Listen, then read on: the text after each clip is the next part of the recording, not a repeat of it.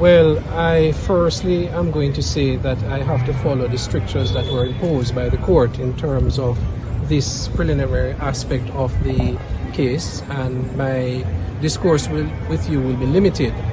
What I will say, however, is that the matter is fixed for the 8th of February, when by then it is expected that the relevant documentation would have been provided to the defense.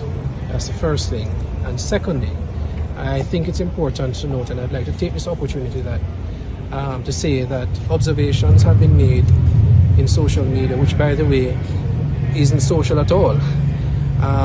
But such is the nature of life.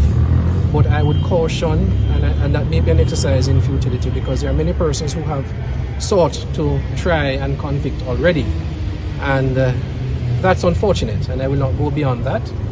And just to say that the file is incomplete, and there is a particular document that we need to inspect to determine the way forward in the way of an application for bail for Mr. Silvera. Beyond that, myself and Ms. Patrice Riley, who represent Mr. Silvera, would not want to comment and go into the details and intricacies of the matter, because that would be simply adding fuel to fire and to cause the discourse, the public discourse, to go on. And again, I think it's important that irrespective of your views, there are young children involved, and it is a very, very, very difficult time for these 3 children. I think that's being euphemistic, and I am asking the public, I'm pleading, maybe again an exercise in futility, but to exercise some level of restraint, not barring anyone from their constitutional right of freedom of expression and so on. But the life and the role of a defense lawyer is to provide defense. Everybody, every person, every citizen has a right to an attorney.